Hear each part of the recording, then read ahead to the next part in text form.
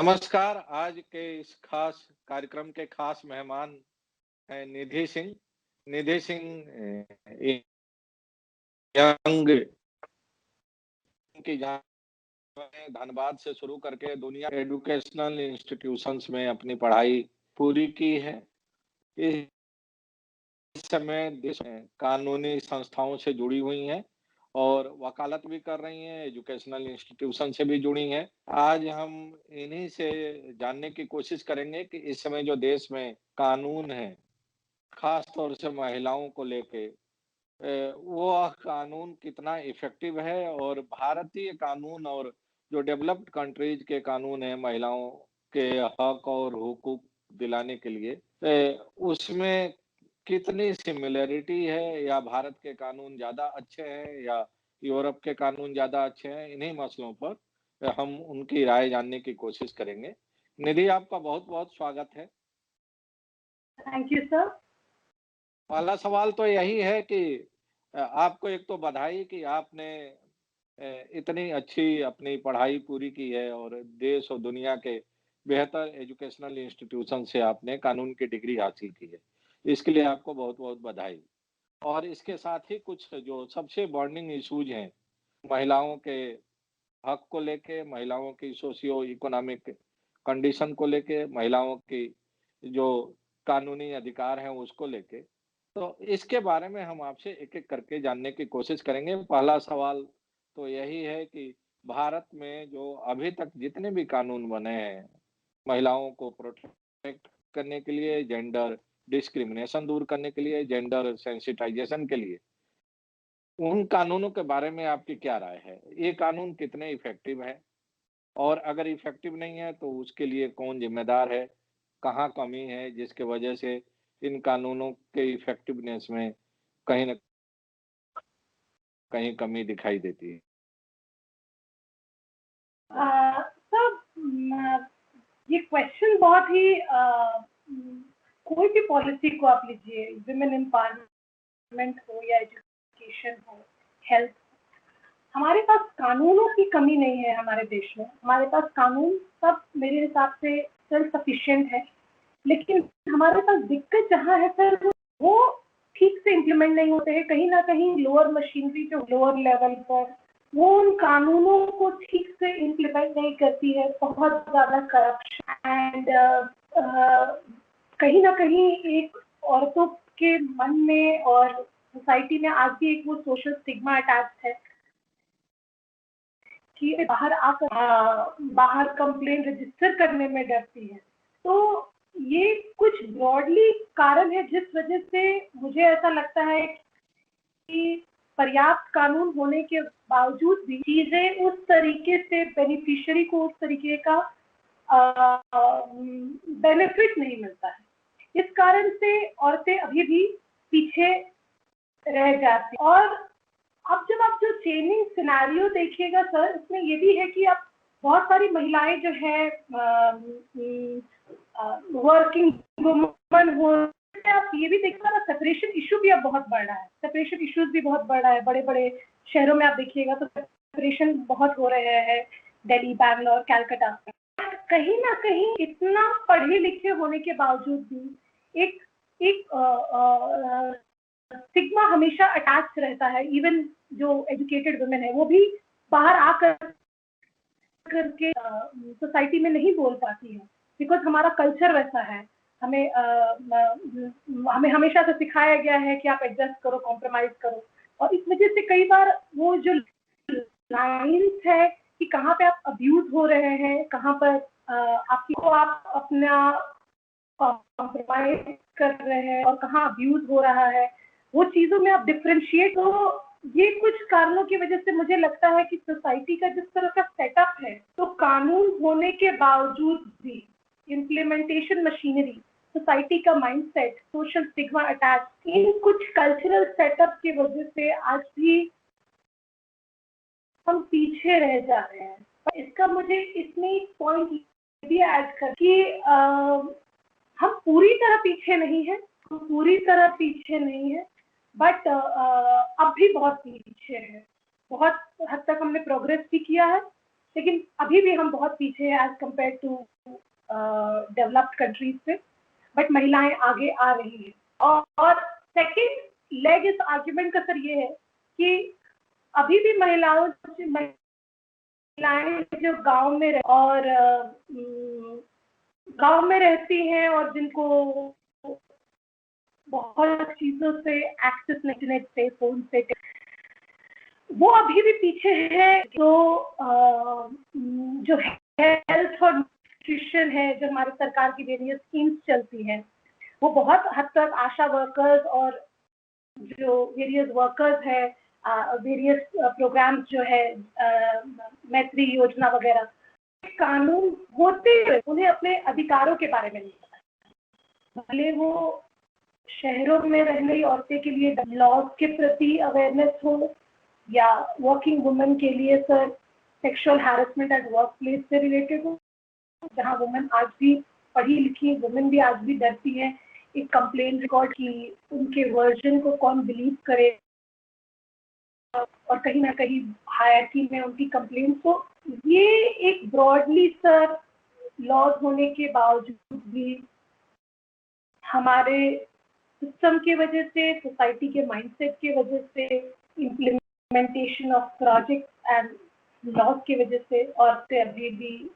बहुत हद तक पीछे रह भी जाती हैं एंड उनको इसका बेनिफिट नहीं मिलता। सेकेंड पॉइंट सर, जो आपने क्वेश्चन पूछा मुझसे कि हमारे कानून जो बाहर की कानून है उसमें क्या अंतर है। सर आप कहीं पर भी पढ़ाई करने जाइए, और मैंने जो नोटिस किया बाहर में पढ़ करके,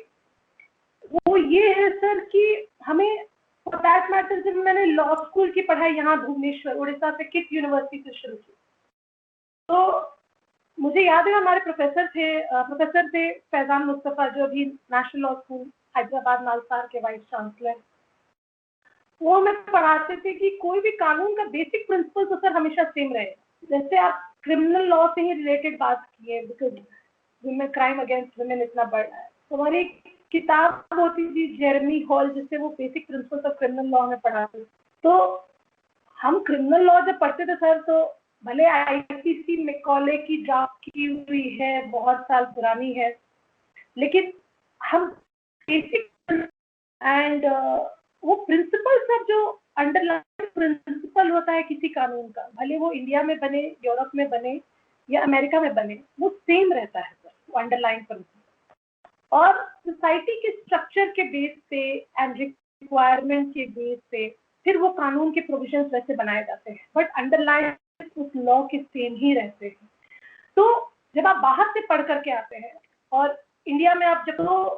अंतर बस इतना होता है कि हमारा सोसाइटी का स्ट्रक्चर अलग है, तो एडमिनिस्ट्रेशन अलग है, रिफॉर्म्स स्ट्रक्चरल सेटअप हायरार्की अलग है, तो इम्प्लीमेंटेशन मैकेनिज्म भी अलग रहेगा। तो वो रिस्पेक्टिव एडमिनिस्ट्रेटिव बॉडीज है वो रिप्लेस रहते हैं, बट अंडरलाइन प्रिंसिपल्स लॉ का सेम रहता है। तो इसलिए मैं ये नहीं कह सकती कि बाहर के कानून ज्यादा बेहतर है, बट हाँ, बाहर का इम्प्लीमेंटेशन मैकेनिज्म बहुत हद तक बेहतर है। और सर अगेन मैं प्रीवियस पॉइंट पे जाऊँ, इम्प्लीमेंटेशन मैकेनिज्म बेहतर होने का कारण दो है। एक ये कि वहाँ पे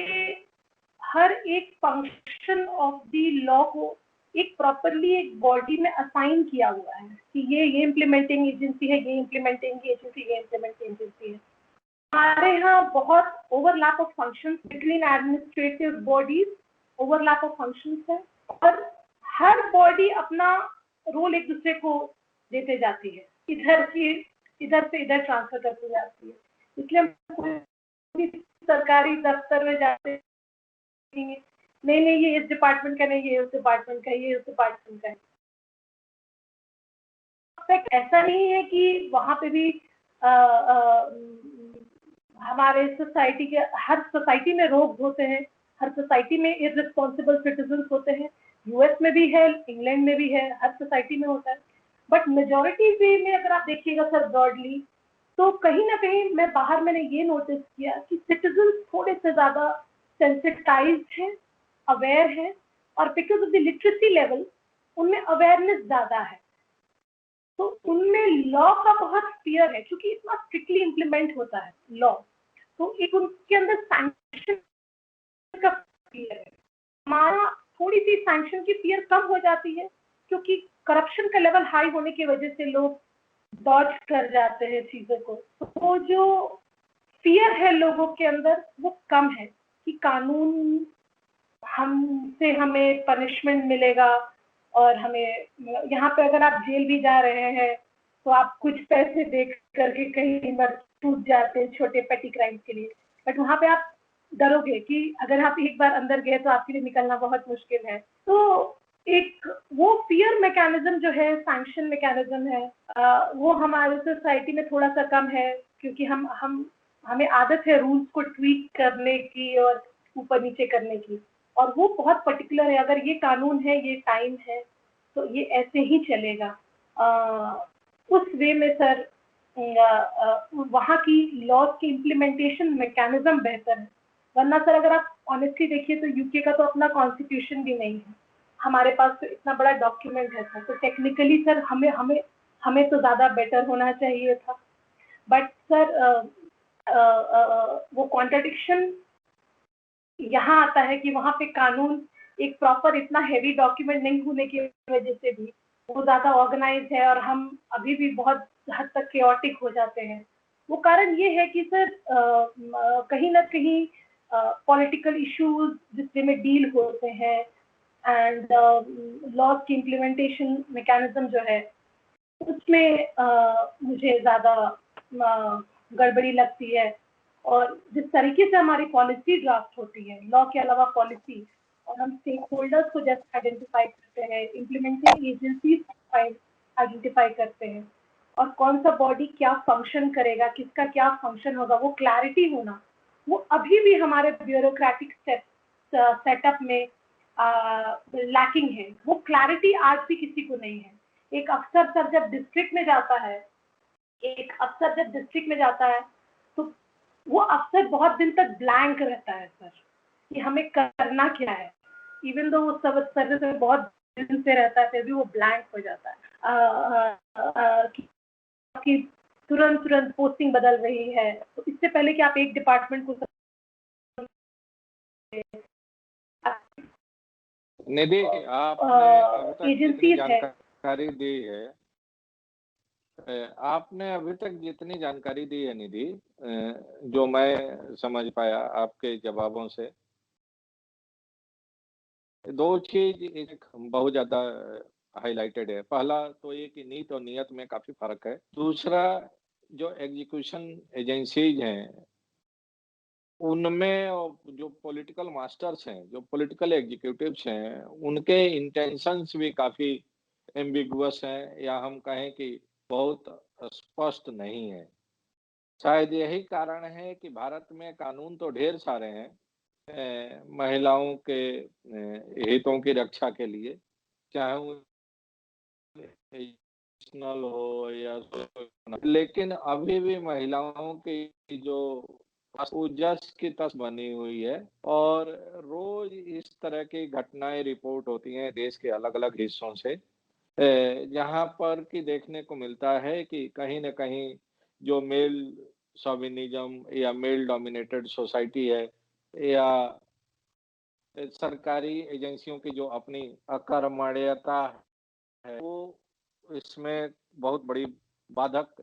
बनती है महिलाओं की स्थिति को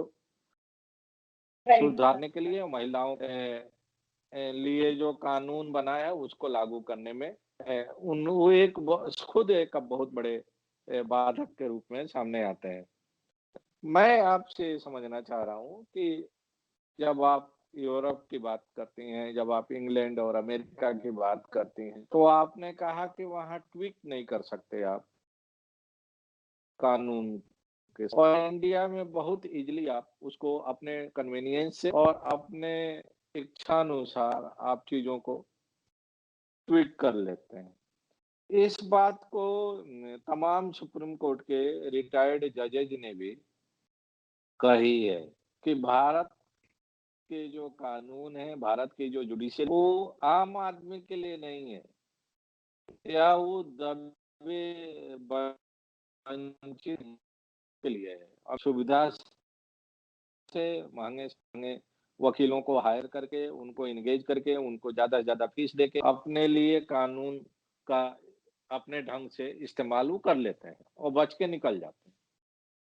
आपको कोई होप दिखाई दे रहा है कि आज के इस हालात में कि आने वाले समय में भारत भी कमोबेश उन देशों के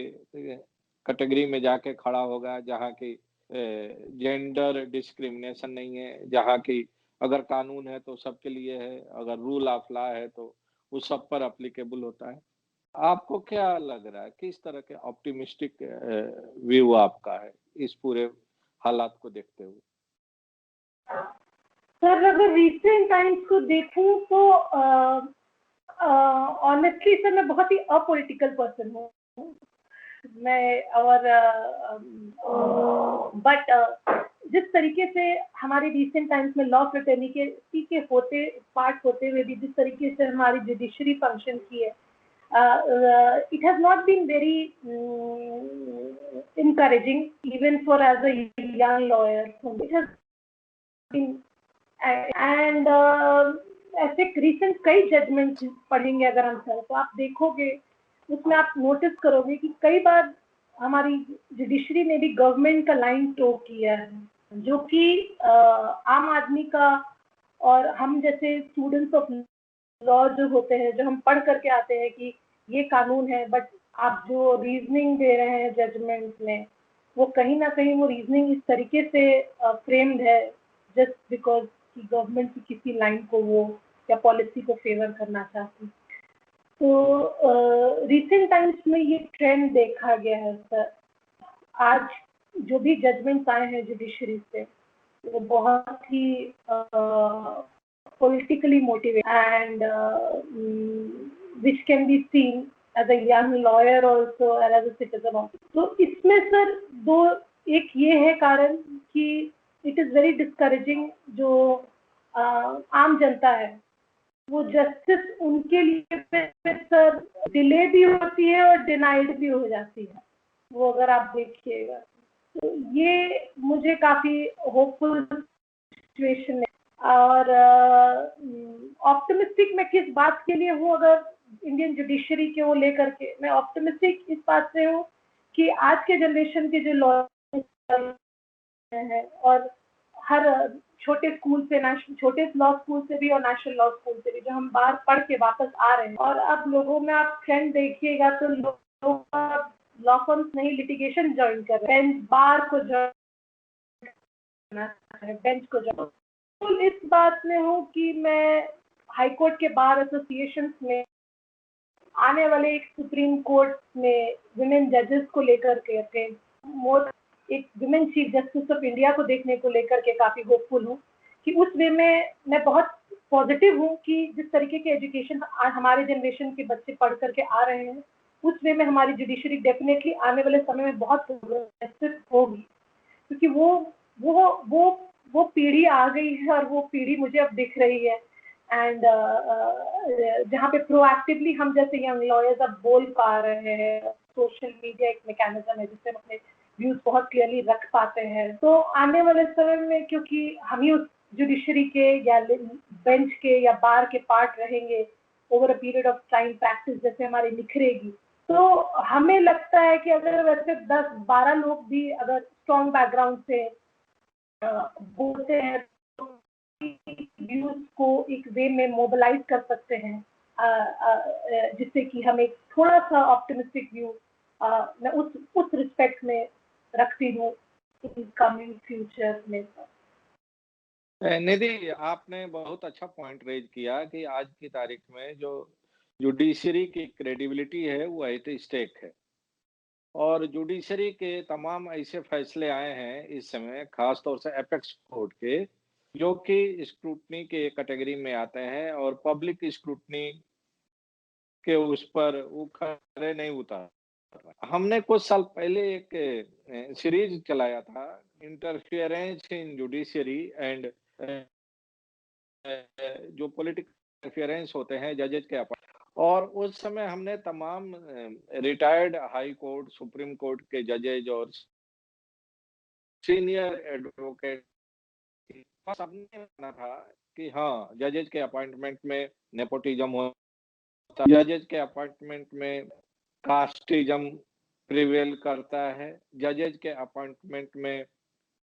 पॉलिटिकल इंटरफेरेंस होता रहा है और ये आज से नहीं बरसों से होता रहा। सरकार चाहे कोई हो, कोई भी पॉलिटिकल डिस्पेंसेशन हो, लेकिन जुडिशरी की अंदर कमोबेश इसी तरह का स्थिति देखने को मिलती रही है। आपने कहा कि अब जो यंग जनरेशन आ रही है, शायद उससे उम्मीद किया जाए कि जुडिशरी की जो एक्टिविटीज है, जुडिशरी की जो फंक्शनिंग है, जजेज की जो फंक्शनिंग है, that will be more fair, impartial and transparent. लेकिन अभी आपने कहा कि उम्मीद है कि आने वाले समय में एपेक्स कोर्ट का चीफ जस्टिस कोई महिला होगी। आज हालात ये है कि आप देखेंगे कि चाहे हाई कोर्ट्स हो या सुप्रीम कोर्ट हो, महिलाओं की तादाद बहुत कम है जजेज के रूप में। तो जहाँ एक तरफ हम इतनी बड़ी-बड़ी बातें करते हैं, इतने टाल क्लेम्स करते हैं, महिलाओं को इक्वल स्टेटस देने की बात करते हैं, वहाँ जब महिलाओं को जज बनाने की बात आती है, तो उसमें हम उनको किनारे कर देते हैं। और शायद यही कारण है कि बहुत राइट। ही नगण्य संख्या देखने को मिल रही है महिला जजेज की। तो आपको नहीं लगता है कि इसमें भी कहीं न कहीं डिस्क्रिमिनेशन है हायर लेवल पर? At the time of appointment. Sir ये डिस्क्रिमिनेशन तो है, मैं आपको सोल्यूशन बताती हूँ सर, ये तो है। प्रॉब्लम्स तो सर अगर as a law student, as a practitioner of law, faculty of law में तो मुझे इसका सोल्यूशन ये लगता है कि सर हम पहला सोल्यूशन सर, जैसे हमारे पास ऑल इंडिया सिविल सर्विसेज है, डेफिनेटली हमें एक ऑल इंडिया जुडिशरी होना चाहिए। बहुत बहुत मेरिट वो प्रमोट करेगा, बहुत हद तक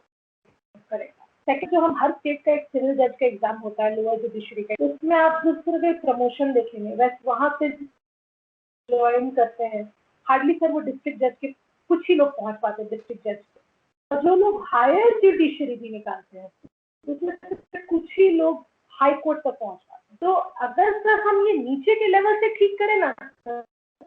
तो ऊपर अपने आप ठीक हो जाएगा, मुझे ऐसा लगता है। जस्ट लाइक सर आप डेमोक्रेसी में कोई भी रिफॉर्म लाइए, तो इंडिया का पंचायती राज सिस्टम ही ले आइए। 73rd और 74th अमेंडमेंट इसीलिए ही लाया गया था कि अगर आप डिसेंट्रलाइजेशन करके नीचे से शुरू करें, और नीचे का देश अगर प्रोग्रेस करेगा, नीचे लोअर स्ट्रैटा के लोग प्रोग्रेस करें, वो अल्टीमेटली कि हमारा देश प्रोग्रेस कर रहा है। सिमिलरली अगर आप जुडिशरी में ही बाय एनालिसिस वो एग्जाम्पल लोअर लेवल पे जितने भी बहुत विमेन जजेस, आप सिविल जजेस का एग्जाम निकालती है सर, अगर आप विमेन का रेट दिखेगा जो लोअर जुडिशरी निकालती है is as good as or sometimes more than the number of males clearing the judiciary का एग्जाम। वहां पर आपको एक जुडिशरी अच्छा की क्राउड बात मिल कर रहा है। रहा हूँ। हाँ, मैं वहां हायर पे जुडिशरी की बात कर रहा हाँ सर, वहां पे आपको एक अच्छा क्राउड मिल रहा है। अगर आप वहां पे जो प्रमोशन का वो है उसको अगर आप बढ़ाइए तो सर वो ऑटोमेटिकली हायर जुडिशरी के पास वो चीजें पहुंचेगी, क्योंकि प्रमोशन उस तरीके का हो रहा है। और अगर जो बच्चे हायर जुडिशरी दे रहे हैं, जो वकील 7-8 साल की प्रैक्टिस से हायर जुडिशरी थी, उनका अगर डिस्ट्रिक्ट लेवल पे डिस्ट्रिक्ट जज के बाद वहां पे जो प्रमोशन अगर हाई कोर्ट के बेंच तक अच्छे लेवल पर होता है, तो आप सुप्रीम कोर्ट में नंबर ऑफ विमेन पहुंचे सर में सर मैं आपको कि will not be less than 50% तक पहुंच सकता है, क्योंकि बहुत महिलाएं उस लेवल पे एग्जाम क्रैक करती है। इवन तो जो कॉलेजियम सिस्टम तक मेक नहीं कर पाएंगी, उनके पास उतनी पॉलिटिकल कनेक्शंस नहीं है, उनके पास वैसा नेटवर्किंग नहीं है। और सर एक मेरिट तो है जहाँ से आप मेरिट थ्रू ही उस लेवल को में प्रिज्म से चीजों को देख करके मेरा इस इशू पे ये पर्सपेक्टिव है कि इसको ऐसे तोड़ा जा सकता है, जो डिस्क्रिमिनेशन एग्जिस्टिंग है against women in the bench, networking से नहीं, पॉलिटिकल अपॉइंटमेंट से नहीं, तो मेरिट के थ्रू बहुत हद तक अचीव किया जा सकता है। और सर उसकी क्रेडिबिलिटी को फिर क्वेश्चन करने का भी स्कोप बहुत कम रहे। ये 2-3 I feel will be a good. बहुत बहुत धन्यवाद निधि, अपनी जानकारी साझा करने के लिए। थैंक यू, नमस्कार। Thank you.